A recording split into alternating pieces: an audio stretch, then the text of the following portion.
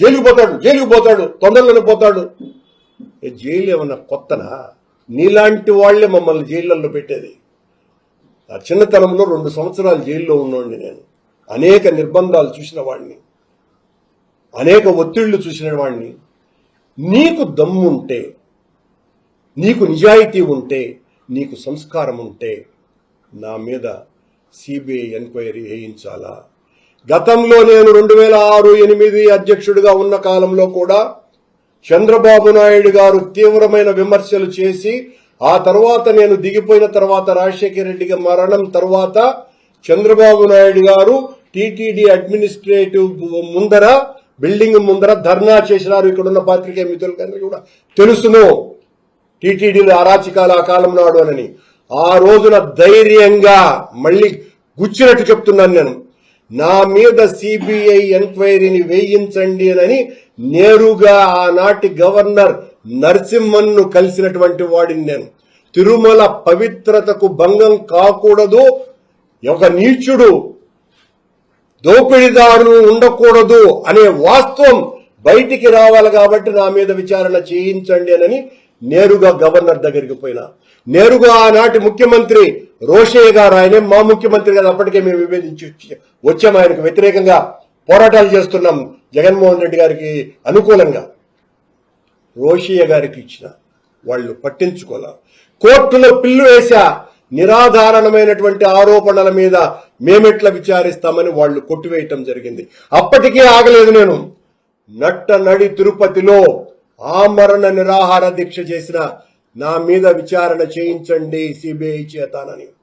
అప్పుడు 10 రోజుల తరువాత సాక్షాత్తు అత్యున్నతమైనటువంటి కుర్తాళ పీఠాధిపతి తానే స్వయంగా, మేం పిలిస్తే రాలేదు, తానే స్వయంగా వచ్చి కరుణాకర్ రెడ్డి నిజాయితీ పరుడు, ఈయన కంటే ఎక్కువ ఎవ్వరూ కూడా హిందూ ధర్మ ప్రచారం చేయలేదు అని పరిపూర్ణమైనటువంటి నమ్మకం మొత్తం హిందువులందరిలోనూ కూడా ఉంది అని ఆయన ప్రకటించి నా చేత నిమ్మరసం తాగిస్తే నేను ఆ రోజు విరమించటం జరిగింది.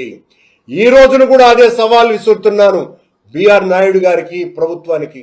ఊరికేనే ఆరోపణలు వేసి మీ ఇష్టం వచ్చినట్టు మాట్లాడు. నువ్వు ఎవరితోన్నా పెట్టుకో, బిఆర్ నాయుడుతో పెట్టుకుంటే మాత్రం మర్యాద ఉండదు.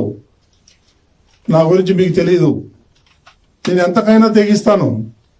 తప్పు చేస్తే చెప్పండి, చొక్కా పట్టుకొని అడగండి, మేము సమాధానం చెప్తాం. ఇప్పటి వరకు ఒక్క చిన్న పొరపాటు కూడా చేయలేం మేము. అది నేను గర్వంగా చెప్పుకుంటాను. పిచ్చి పిచ్చి మాటలు మాట్లాడుతున్నారు, వింటున్నాం కదా అని చెప్పేసి మా మీద దాడి చేస్తారు. నా మీద దాడి చేయి, పర్వాలేదు, నేను ఛాలెంజ్ చేస్తా. కానీ వెంకటేశ్వర స్వామి మీద అడ్డం పెట్టుకుని ఎందుకు దాడి చేస్తారు? ఇక వేరే గుళ్ళు లేవా? వేరే ప్రార్థనా మందిరాలు లేవా? ఎందుకు టీటీడీ మీద పడతారు మీరు? దీనికి ఒక చిన్న ఎగ్జాంపుల్ చెప్తా మీకు. ఏదైతే సిమ్స్ హాస్పిటల్ ఉందో అది నష్టాల్లో నడుస్తుంది కొన్ని ఏళ్ల నుంచి. 2022లో ఇదే జగన్మోహన్ రెడ్డి, ఈ క్రిస్టియన్ మేధావి టీటీడీకి అంటగట్టాడు. దానికి ఇప్పుడు 140 కోట్ల సంవత్సరానికి గుడ్డి డబ్బులు పోతున్నాయి. అంటే వాళ్ళ ఉద్దేశం ఏంటంటే ఈ టీటీడీని అప్రతిష్ట పాలు చేయాలి, మళ్ళీ టీటీడీని అప్పుల పాలు చేయాల. ఈ కరుణాకర్ రెడ్డి పెద్ద డకాయిట్, అవినీతికి రారాజు, అవినీతి అక్రమాలకు ప్రెసిడెంట్. ఆయన మాట్లాడతాడు అవినీతి గురించి. ఎక్కడో 30-40 కిలోమీటర్ల దూరంలో అవుట్స్కర్ట్స్ లో ఆయన వెంచర్లు వేస్తే ఆ వెంచర్లకి టీటీడీ సంబంధించి సిమెంట్ రోడ్లు వేస్తాడు.